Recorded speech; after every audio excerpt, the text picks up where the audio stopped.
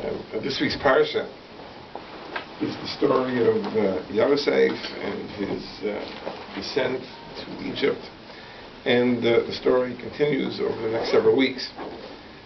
And we know, of course, that ultimately this is how the Jewish people end up in Egypt, the enslavement in Egypt, which spans 400 years.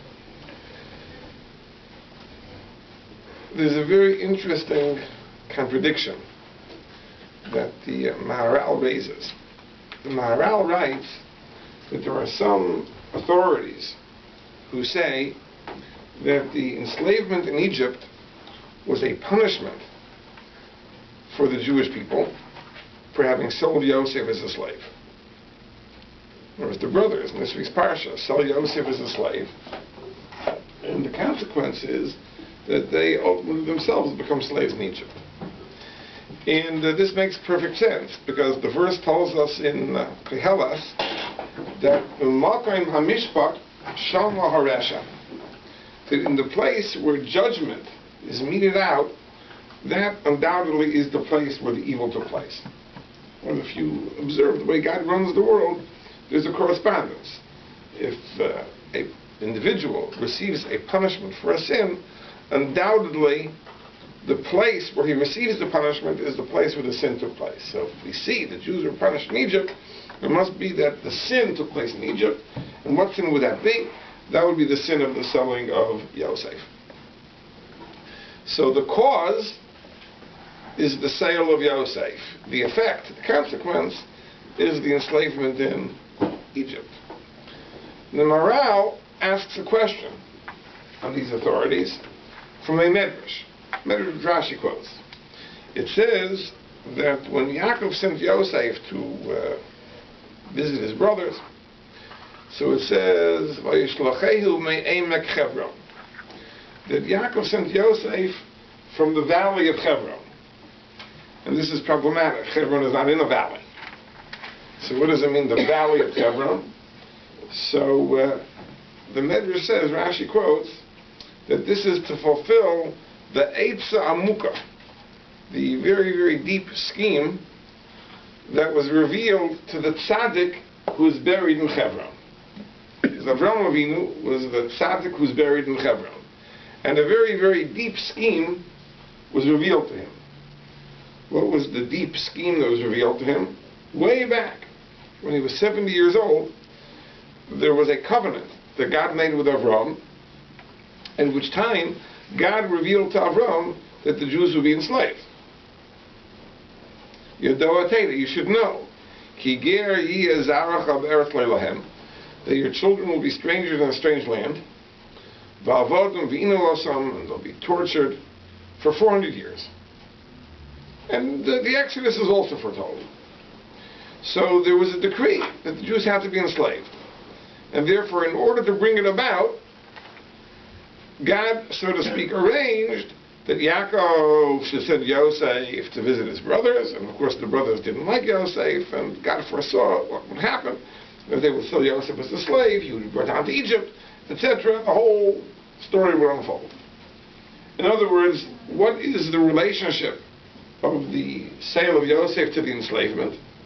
Not that the enslavement is the consequence of the sale, but to the contrary. The enslavement had to take place. And how did God bring it about? God brought it about by arranging that Yosef should be sold, and this would result in the Jews being brought down. So it's the exact opposite. The cause is the enslavement. And the consequence, in other words, that which was brought about in order to realize the enslavement, is the sale of Yosef. So it seems the exact opposite. It seems to be a contradiction. The Maharal doesn't resolve the contradiction. The Maharal just, on this basis, refutes those authorities. But there may be a very, very deep, subtle, profound answer to this contradiction. There's a Medrash in this week's Parsha that brings a verse in Tehillim. It says in Tehillim, L'chu ru'u mifalos Hashem. Go and observe the deeds of God. Nora alila al bnei adam. God is wondrous in deeds over human beings. Nora alila. He is wondrous in deeds, which literally means that the way he runs the world is a wonder. It's amazing. Nora alila.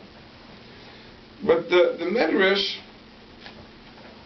is bothered by this verse, because the word alila does not only mean a deed, it also means an excuse. In other words, if I am looking for an excuse, I'm looking for an accusation, that's called an alila. You know, in modern Hebrew, the blood libels were called alilas dam, the blood accusations. That's an alila. An alila is a false accusation. So what does it mean that God is nora alila? He is wondrous, and he somehow brings false accusations. I mean, what is the meaning of this phrase, nora alila? So the Medrash Tanchum in this week's parasha says like this. It says that observe the deeds of God. Even when God performs wondrous deeds, he looks for an excuse. He looks for an excuse to blame it on us. Or even something that had to happen anyway, he looks for an excuse to blame it on us. And the Medrash gives 3 examples. The first example is the sin of Adam Harishon. As we read the Chumash, we get the impression that Adam Harishon was going to live forever. And he was forewarned, don't eat from the forbidden fruit, because if you eat from the forbidden fruit, you will introduce death to the world. So you would think, so why do we die? We die as a consequence of the sin of Adam Harishon. But in reality, says the Medrash, there is proof that the Malach HaMavas, the angel of death, was made on the first day. When it says in the verse, V'choshech al pnei sahom, there was darkness in the face of the deep, the Medrash says that is a reference to the Malach HaMavas. So the Malach HaMavas was made on the first day. Obviously, Adam did not eat from the forbidden fruit until after he was created on the 6th day. So what's going on? In other words, if Adam Harishon's eating the fruit introduced death, why was the Malach HaMavas made, the angel of death, made from before? So the Medrash says it's just an excuse. God really had plans all along to introduce death to the world. And that's why he made the Malach HaMavas on day 1. But he's looking for an excuse to blame us. So he tells Adam, listen, if you eat the forbidden fruit, you're going to introduce death to the world. And God knew full well that Adam would eat from the forbidden fruit, so there's an excuse. And now it looks like death is really a consequence of our deeds, and not part of the divine plan from the very outset. That's what the Medrash says. So before I go into the other 2 examples, let me tell you, the Medrash gives a mashal. The Medrash gives a story to illustrate this. So there once was a man who decided to divorce his wife.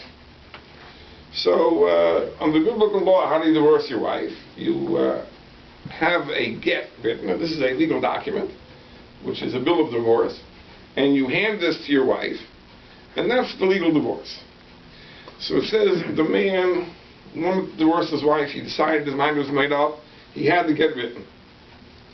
And he comes home. But what's he going to do? Just give her a get? Like that? I mean, probably the reason he was giving the get is not because she did anything wrong, but because he found somebody prettier, nicer, richer, who knows. But he needs an excuse to give her the get. So he comes home and says, make me a cup of coffee. So she makes him a cup of coffee, and he takes 1 sip of the coffee and says, oh, it's cold. You can't make coffee? Here's your get. So she says, obviously this has nothing to do with the coffee, because you had to get prepared before you came home. So it must be you were really planning to give me a divorce anyway. It's just you're looking for an excuse. He asked for a cup of coffee. But really, this was going to happen anyway. That's Nora Alila, that even when you do wondrous things, you look for an excuse. So there would have been death anyway. So you're looking for an excuse to blame it on us. So you tell Adam Rishon, listen, if you eat from the Eitz Hadas, there'll be death. But it's really just an excuse. I'm going to give us two other examples. One example is Moshe Rabbeinu. Moshe Rabbeinu, we know there was a crisis, there was no water, and God told Moshe to speak to the rock. And Moshe said, hit the rock. It was a sin. And God said, as a consequence, you're not going to be allowed to go into the land of Israel.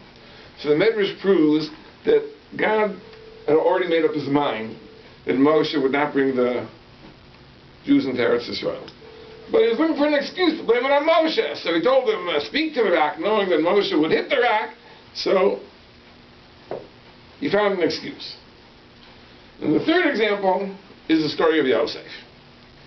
And the Medrash says an amazing thing, that the whole story of Yosef, the whole enslavement, really had to happen anyway. Because we know this was foretold to Avraham Avinu. This is part of the decree, that the Jews had to be enslaved in Egypt. And just as an aside, why did they have to be enslaved in Egypt? Why was it absolutely necessary the Jews be enslaved in Egypt? Because we have to know, this is a very important thing, that the Egyptian enslavement was the formative experience in the history of the Jewish people. It is the enslavement of Egypt which in many ways made us what we are. It's not a question of punishment, reward. This was a necessity. In order to shape the Jewish people into what they are meant to be was necessary. There's so many aspects of our existence which are directly rooted in the Egyptian enslavement. For example, our commitment to social justice is really rooted in the fact that we were enslaved, we were tormented, we were persecuted, and we emerged from that with a commitment never to do the same to other people, and to always fight for the underdog. Our deep faith that in the darkest hours we are confident in God's salvation really is a consequence of having gone through the Egyptian experience and having faced one of those dark hours and having been liberated miraculously. And in so many other ways. I think it could be said that our commitment to maintain our unique identity was really forged in Egypt, where we were mitsuyanim, we were outstanding, we were noticeably different. We didn't change our names, not our language, not our clothing. This really was the beginning of our commitment to maintain a separate identity.